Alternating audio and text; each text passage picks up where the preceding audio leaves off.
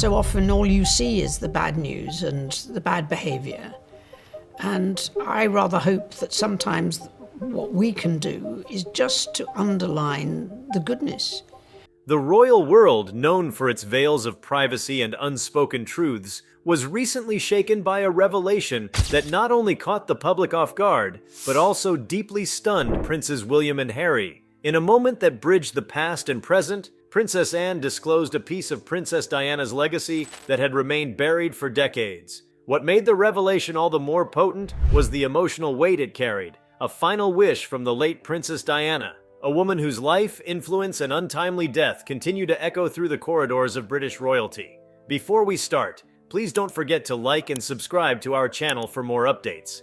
It occurred during what was intended to be a private family discussion, reportedly behind closed doors, away from media flashbulbs and political scrutiny. Yet what emerged from that space made its way to the surface, carried by none other than the Princess Royal herself. Known for her no-nonsense demeanor and her unwavering loyalty to the crown, Princess Anne has seldom allowed sentiment to overshadow protocol. But this time was different. She carried with her a memory, one not of official duties or state engagements, but of a deeply personal conversation with her former sister-in-law. Princess Diana, despite the turbulence of her royal marriage, had reportedly found a quiet moment in the final years of her life to confide in Anne. Though their relationship was often described as formal rather than warm, that single conversation left a lasting impression on the Princess Royal. Anne, whose stoic exterior often masks a strong moral compass and a profound sense of duty, chose not to disclose the contents of this conversation until recently. The timing,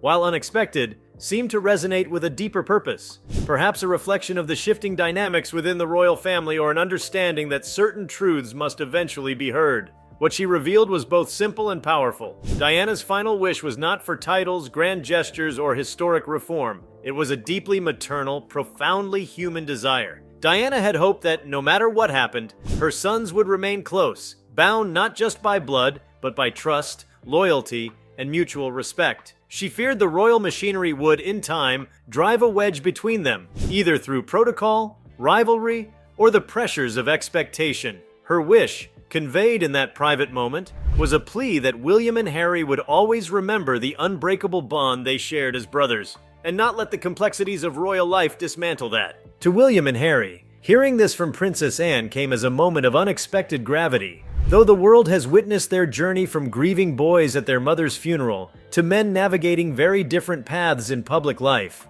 this reminder of their mother's heartfelt concern shook something within them. It wasn't a formal directive, not a legal document or a public statement, but a mother's wish shared in confidence, a legacy of emotion and hope. The implications of this revelation are layered. For William, now the heir apparent with increasing responsibility and a growing role within the institution, the reminder cuts through the ceremonial armor he's had to don over the years.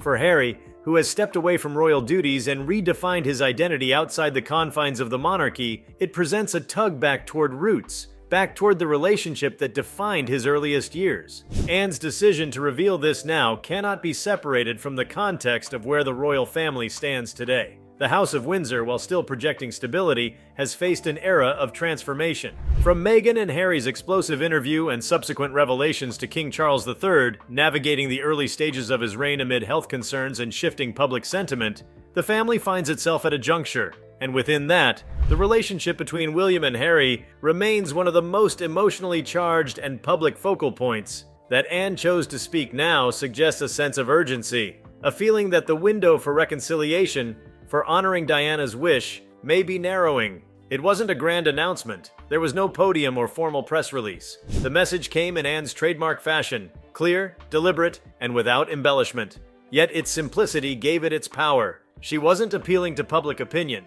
She was speaking, it seemed, as a custodian of a sacred memory, a woman who had witnessed firsthand the weight of royalty and the fragility of familial bonds. For the broader royal family, this moment acts as a mirror. Diana's presence, long felt even in absence, has a way of resurfacing in moments of tension and change. Her legacy isn't simply in charity work or fashion iconography, it lives in the emotional truths she left behind. The final wish revealed by Anne brings to light a version of Diana not as a public figure, but as a mother desperately trying to shield her sons from a system she believed could devour them. That fear wasn't unfounded. The differences between William and Harry have grown over the years, amplified by media narratives, personal choices, and diverging philosophies. One remains embedded within the traditional structure, preparing for kingship. The other has sought autonomy, freedom, and a different kind of impact. And while public opinion has oscillated between sympathy and criticism for both, this new revelation brings their story back to its emotional center. Two boys who once walked side by side behind their mother's coffin, now navigating adulthood oceans apart. The timing of this disclosure also raises questions about what role Anne sees for herself in the family's future. Often underappreciated in the broader royal narrative, she has been a constant, committed, grounded, and fiercely private. But in this act, she steps into a more reflective, almost maternal role herself, bridging generations with a piece of truth that only she could deliver. It's a reminder that within the palace walls, away from the pomp and duty, there are stories still untold and emotions still raw. This moment between Anne and the princes isn't just about relaying information. It is about unlocking a deeper reckoning, forcing both William and Harry to confront what their mother truly valued. Her final wish wasn't tied to their royal roles, but to their humanity. It's an uncomfortable yet profound truth that neither titles nor responsibilities can shield from emotional wounds, and that even the most gilded lives are still vulnerable to loss, miscommunication, and estrangement. Anne's intervention may not immediately resolve the tensions between the brothers, but it injects something that has long been missing in the royal narrative: authentic emotional truth. It underscores that while the institution may prioritize stability and decorum, the individuals within it are often wrestling with shadows and silences. Diana's legacy, reignited by this revelation, becomes less about the tragic icon and more about the mother who foresaw the potential for emotional disconnection and tried, in her quiet way, to leave a map back to unity. There's also a broader cultural implication to this revelation. The world has watched William and Harry with both fascination and empathy, their lives unfolding under relentless public scrutiny. They've become symbols not just of royal lineage, but of the psychological toll of fame, tradition, and personal freedom.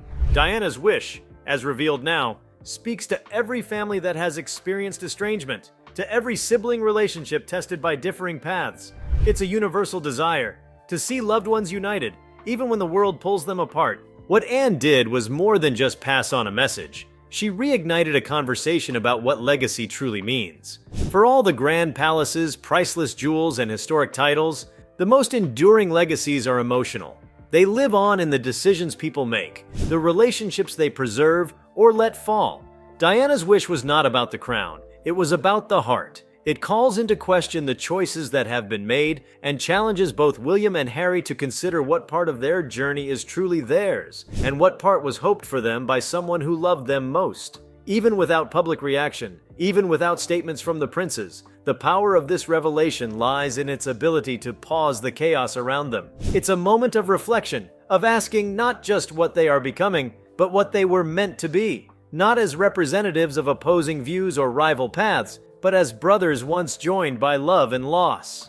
In the aftermath of Anne's disclosure, there was no dramatic reunion, no immediate signs of reconciliation, but something had shifted. In the quiet, the personal, and the deeply human, the ghost of Diana spoke again, not in words, but through Anne's choice to finally honor that trust and bring her final wish to light. It is now no longer a private hope, but a public truth. Time will tell what William and Harry do with this knowledge. Whether it becomes a turning point or a poignant footnote depends on choices yet to be made.